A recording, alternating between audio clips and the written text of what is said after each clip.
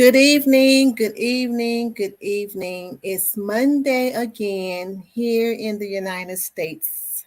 Um, I want to thank you all. We are on the JADASA Live platform broadcasted here in St. Louis, Missouri, in the Midwest of the United States, but globally, we are across social media platforms and the Blog Talk Radio. I am your host, Cynthia R. Bennett.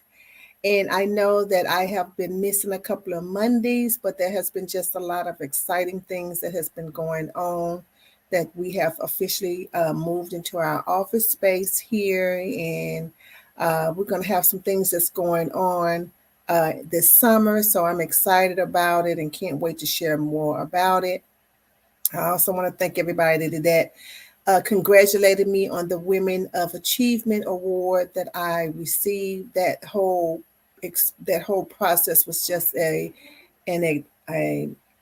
awesome experience. Awesome experience. A lovely, wonderful group of women. Uh, so I just want to thank you. That is why I was gone for the couple of Mondays. But here on the podcast, we talk about issues dealing with abuse and neglect, and we raise awareness to provide resources and offer hope to those through educating, edifying, and encouraging in our communities locally and globally. So I want to thank you, our viewers and our listeners, and ask that if this podcast helps you in any way, assist you, your family, your friends, or your associates. The JADASA organization is asking you to take time to go out to our website at jadasa.org and our social media pages to see the causes we raise for women and children. And so we want you to make sure that you be sure to like and share our pages, because we want to get those likes and we want you to definitely share them with your people down your timeline, because you never know who will need this information. And so for more information about resources that we provide, the programs that we provide, and the things that we're doing in the community, or questions you may have, you can go to our website at jadasa.org. But before we get started, I would like to read some of our announcements, and I'm going to shoot them down here, add them to the stream. Sorry. Our first one is our Sister Sis. This is our weekly support group session. Right now, they're still on Wednesdays, and it's going to be Zoom. But starting in June, we're going to probably bring them in-house, where we will be at the office, our new location, and we're probably going to bring them down to maybe 5 o'clock in the evening, so you can come straight from work and go home. Because I know if you're anything like me, if you get home and pull them shoes off, that's a wrap. So we're going to move those up to our 5 o'clock. But to this last one for this month, we're going to have it on Zoom. If you would like to be a part of it, please email us, text us, or put it in the timeline or in the chat, and we will give you the Zoom information. Of course, if we don't get any calls and we don't receive any information, we won't be online that day. But we are here to serve you. Also, our upcoming developer program, our summer session is on the way. The registrations are open now. If you know any girls between the ages of 10 to 19 who can benefit from this program, teach them about entrepreneur, money management, talks about how to build your own mobile app. They could be their own entrepreneur. They can make their own money. Or if they want to go into the IT career field, this is just a basic for them, but it's for 8 weeks, 8 days in the summer. The summer, it is for 8 days, 2 weeks.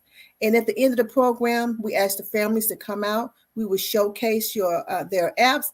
We give them a $50 gift certificate. That is our way of telling them that we are going to sow into we're going to invest into your business, so they can get the know how it is to get paid for their work, their knowledge. That's what entrepreneur is, exchanges for resources and services. So we're out there on the website. Go out there and register our girls. First come, first serve. We have limited spaces because we are still adhering to the CDC guidelines, but we want your girls to be there. I promise you they will enjoy it. Also, we got coming up the Many Shades of Chucks. Ladies, and this is for men too, because we have some stuff there for men. This is just not a female event. Men wear Chucks too, Chuck tennis shoes. We want you to come out. This is going to be June the 11th. We have an live entertainment. We're having scavenger hunt. We having food. We having spoken words poetry. We having a success story, a survivor success story. We're going to be on the grounds of the 417th Street, Adams Street Mansion. Anything on that grounds, you can take pictures, selfies. It is a beautiful place, a beautiful place. If you don't know where it is, I would tell you to go out on Google Earth and put in 417 Adams Street, Ferguson, 63135, and you will see this beautiful, beautiful place. This is where this is going to be. We want you to go online, pay for your tickets. Your $40 is going to be towards your food, but guess what? Some of that $40 will be tax deductible, because the out of that $40, what comes to JADASA to help us with those women, you will get your contribution statement at the end of the year. So please be sure to register online, where we'll have all your information. So at the end of the year, you can get your contribution letters. Hey, you are a community. That's the date right there, October the 8th, 2022. Our walk run against abuse. The park is already, we have everything in place. The park, we are working with all our vendors. We're working with other domestic violence agencies that's going to be out there. Everything is going to be free from our tables. We're asking you to register. The registration will open the day after the Shades of Chucks. Shades of Chucks is June the 11th. Registration for this will open June the 12th. We're asking you to come out. That is the actual park. We're going to be at Bell Fountain Park. It is beautiful. It has a beautiful lake in it, the venue, the area. We ask you to come out and be a part of this. And so again, this is our annual walk run against abuse. We are looking for you to be there. So those are our announcements. And so I just wanted to share that with you guys, what is going on. Good evening, Shirley. I see you. I just want you all to see the announcement that's what's going on in the community. It's still about you. It's about you. Everything we do is about you, raising awareness, helping you get out of these situations. So tonight, with that being said, I want to talk about family navigators. I put that in when I posted the podcast, family navigators. What is it, and what are some of the reasons we need them? I've never heard of this before. I read this across the feed, and I'm so excited about this RSS feed that we keep that rolls through on our website, because anything that's dealing with domestic violence, help, resources, laws, whatever that comes down the pike, we get to see it around the world. And I just happened to see something that said family navigators, and we want to talk about it. So with all the things that's going on in the world, this is something that just came about recently, but it's a needed resource. It's a needed service. And this started in Miami, but however, the same situation that went on in Miami, as tragic and sad as it was, that's happening in Missouri. It's happening in every other state and around the world, because domestic violence is not territorial. It doesn't care who you are, what you got, where you come from, what you look like, what kind of degree you have, what kind of job you have, what kind of money you have. It doesn't care. And so I think this is something that's worth investigating. I think this is something that's worth looking into across the United States, because this is something that came out of a tragic need that we're going to share and talk about a little bit tonight, and just to kind of get a glimpse of what it is and just something to look out for. So family navigators, they are a support system that takes on the role of a single point. They being a single point of contact for members, or for those who can benefit from being in an integrated care model, or some kind of model where you have an integrated of resources of people on a team that's working on your behalf, and they often work directly with families and care teams to meet the needs of health and social and educational goals, mainly with children. But I am going to talk about how, even if you're dealing with domestic violence and you're dealing with life, because life happens to all of us, this is an added resource that is beneficial. And so with family navigators, they serve as a trusted support system for families as they navigate the services, human services, social services, anything that they need that they're trying to work with and support needed to strengthen their child's well-being. And I'm gonna go into this why they're talking about the children well-being, because you know what, if we don't have ourselves together, then sometimes, most times, oftentimes, the children suffer. When we're dealing with stuff and stress, I'm talking about we as parents, whether you're a male or a female, a grandmother or a caregiver, me, mom, mama, big mama, whoever. If we don't have our stuff together and if we're under all this stress and strain and dealing with life and stuff, we cannot wholly be there for our children who need us. And a lot of times our kids, kids, they don't know what's going on. They may have an idea or they may think they know, but deep down, they really don't know, because their little minds are not even, they can't even fathom all the stuff, adult stuff. They can't. That's why we have to be careful that we don't allow our kids to be subjected to stuff, adult things. They cannot handle it. They cannot handle it mentally. They cannot handle it emotionally. They cannot handle it physically.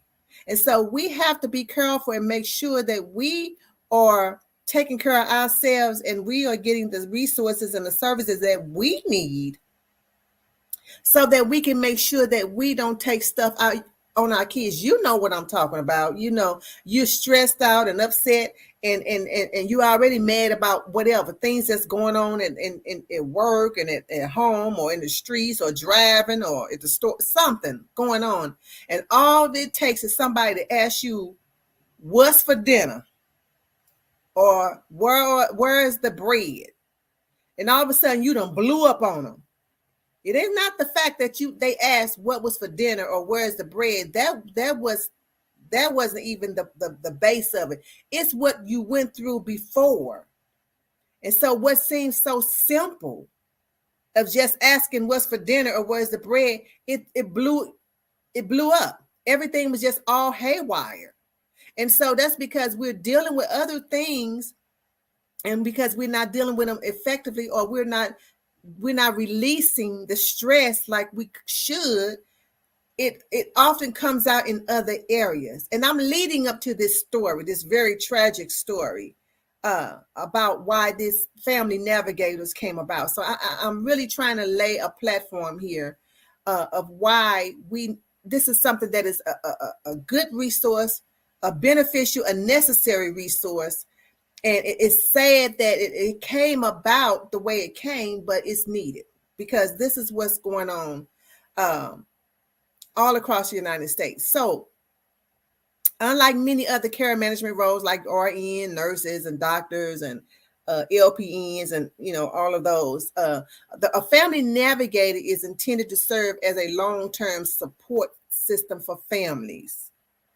Usually up to a year. They follow that family, and if they want to, they can go to another family after a year, but it's usually a year, or then they can switch families based on the need.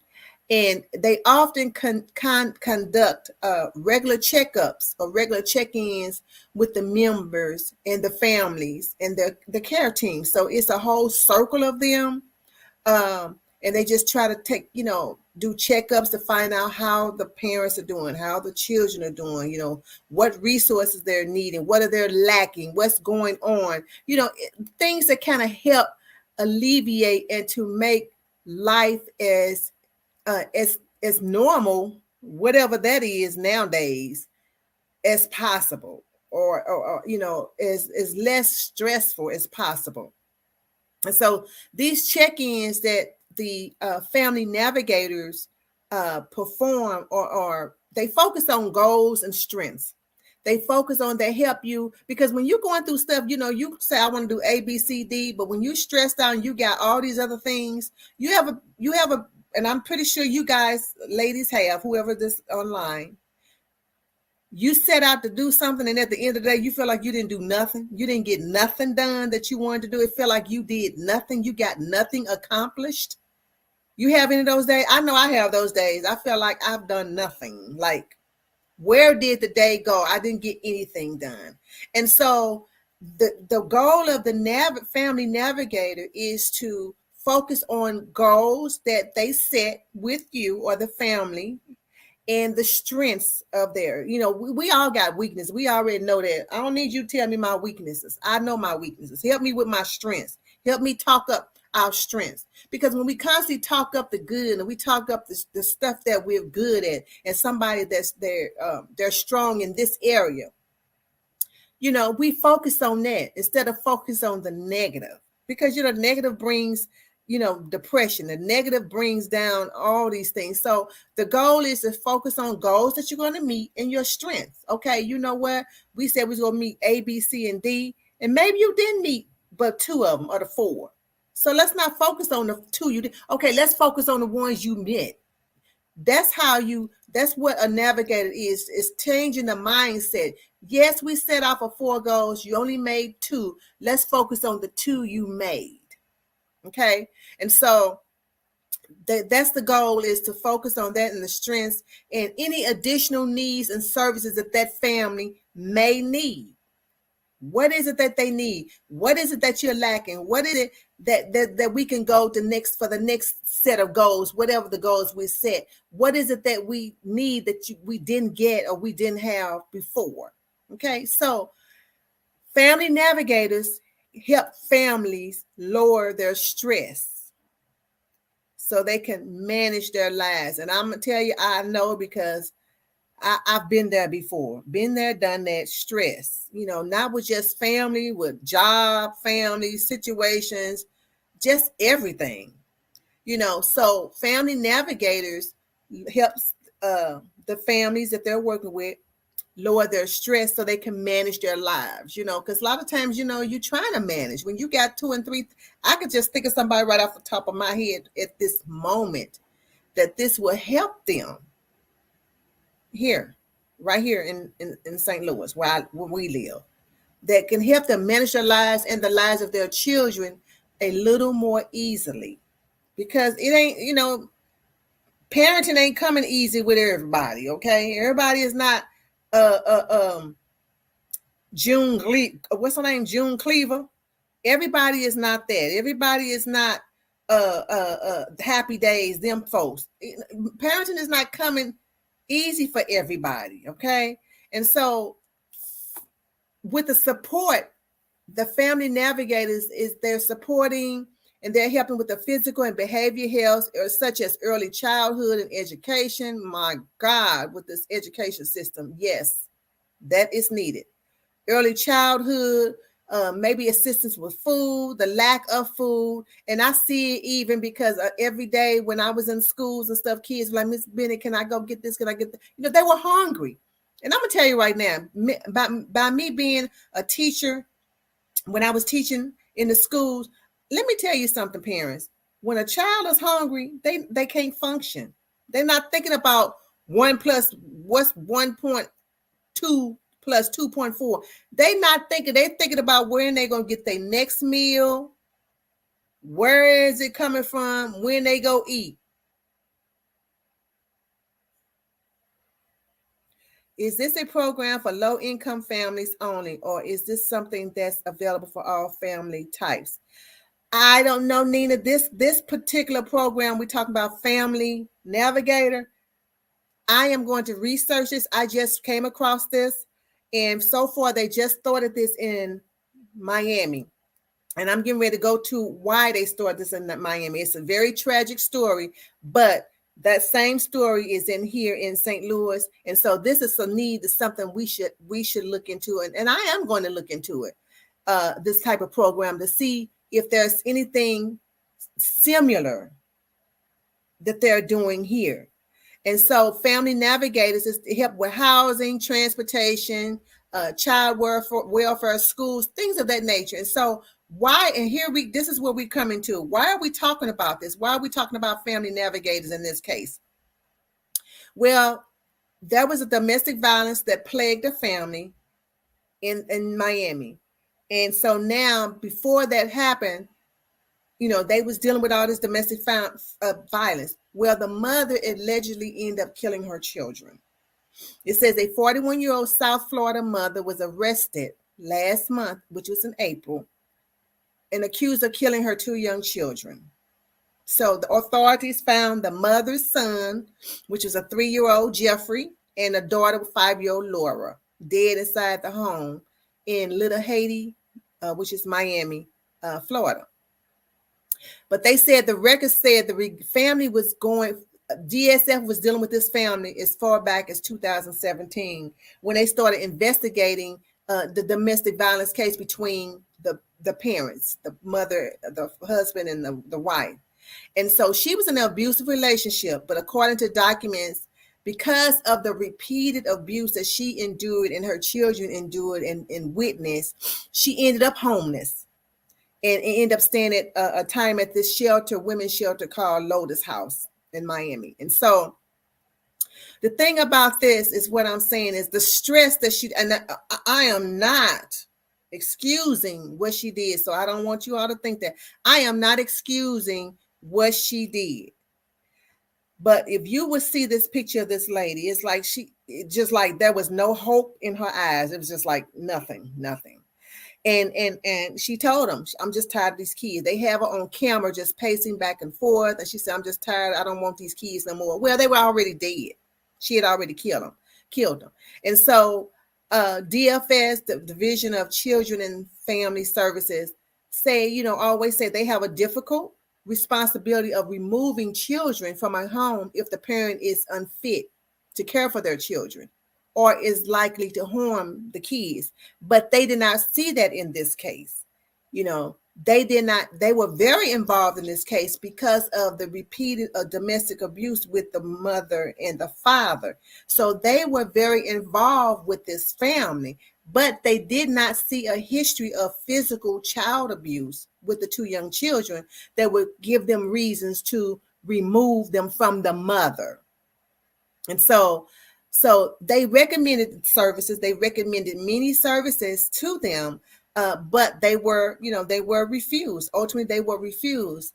And so they were saying, hindsight, of course, hindsight is 2020. If the family had utilized some of the services they offered, maybe it wouldn't have resulted in this outcome. Maybe she would have gotten the help because of all the stress she was dealing with, all the stuff she was going through, that they had some kind of navigator to help her walk her through these things. Because I'm telling you, some of the stuff that she was talking about, I see this in a particular person that I'm dealing with to this day, and I'm afraid for them. I am afraid for them. They got 4 kids, and they just not, they struggling.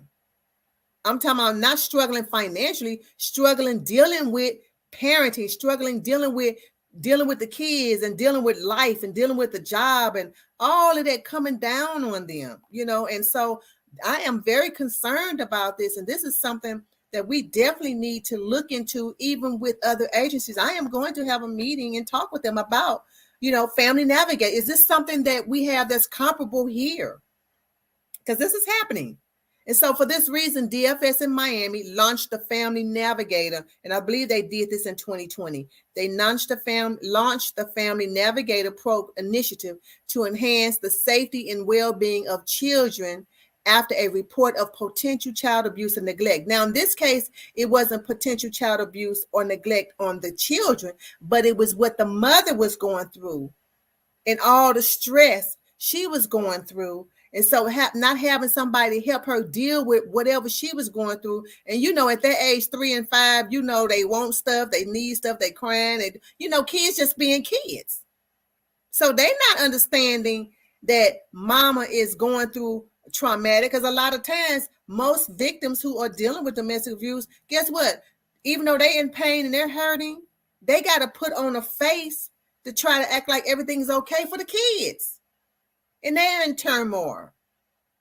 And so this is what happened in this particular case. So when a family is vulnerable, or who has been in an abusive situation or living in a toxic environment, such as this lady that was, they are assigned now to a family navigator. And that person, again, will stay connected with the family and help them engage with services throughout providers and the community or with different organizations.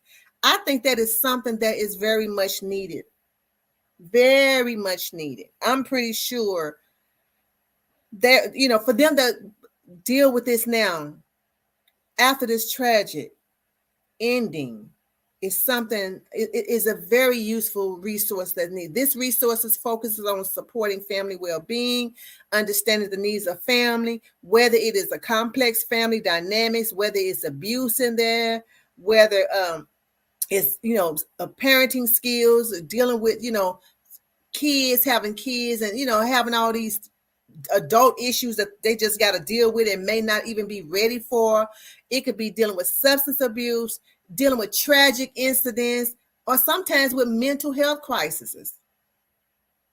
It could be that too, when you think you just really finna snap and you just don't know what to go left or right. They are there. They stay with you for a year just to get you on your feet, so you can understand and deal with this life, deal with this thing called life.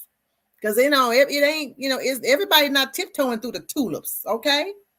Everybody's not doing that. And so with the times we are living in and the stuff that people are going through, the stress that people are enduring and going through, and the traumatic events that's going on, and people losing jobs, and the school system, and kids not doing their best in school, and just the all this zooming here and zooming that, and folks, it's just stressful, and I believe there is a great need for this type of resource across the United States to help families with life issues. This woman was going through abuse. I didn't read anywhere where it said she had family besides the man and them 2 kids that helped her. She went through that, and she ended up, because what she went through and dealing with all that, she ended up killing her kids. She said, I don't want them no more. I don't want them. And she killed. So, of course, she could have given them for adoption or just had somebody come get them. But if she's in that mind frame and she's not thinking, and where somebody could help her think through those things or give her a relief or a break or something, I don't think this story would have ended that way.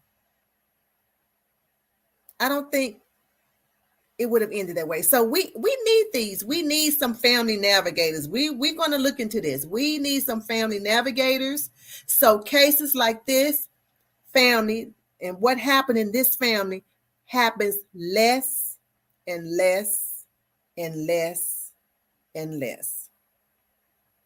So if you or someone needs help, we ask you to call the National Domestic Violence Hotline at 1-800-799-7233 or the National Sexual Assault Hotline at 1-800-656-4673 in the U.S. You can reach us at JADASA.org, our website, or on social media. Or you can call 1-800-292-2145 is our 800 number, and we have a local number, 314-269-0100. You can also find resources and support service in more than 205 countries at the No More Global Directory at nomoreredirectory.org. nomoreredirectory.org. There are over 205 countries in this directory, whether you in the United States or any of them other countries around the world. You can go to this directory and look to see what kind of resources are available to you in your country. I must say this is a travesty on everybody. This lady has to live with the fact that she killed her children. She has to live with the fact that she endured this abuse. I don't even know what a dad is, but he got to live with whatever he's living with. And then the kids are no more. Family navigators, whatever we want, we can call them whatever. I don't care what we call them. But we need to get something like this resources here, because what happened in Miami is not territorial. It does not stay in Miami. It doesn't mean it's not happening anywhere. It's happening everywhere because people are stressed. People are tired. People are losing hope. And we have to be there to help them Today it could be them, tomorrow it can be me, or the next day it can be you. It doesn't care who you are, what you got, where you come from. And so I want to leave you with this. Jeremiah 29:11, even though we're going through this, I leave you with this. We as a community, we as a people enduring this. Jeremiah 29:11 says, "For I know the thoughts that I think towards you, saith the Lord.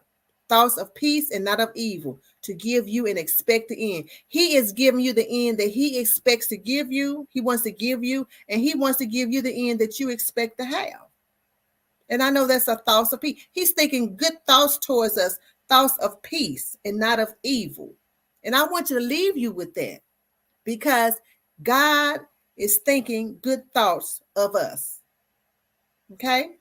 So remember, JADASA is a community, a global community, a local community organization, and you are the community. Therefore, you are JADASA. It's JADASA 24/7, 365 days, all day, every day. And with that being said, I want you to be safe, I want you to be well, and I want you to be whole. Good night.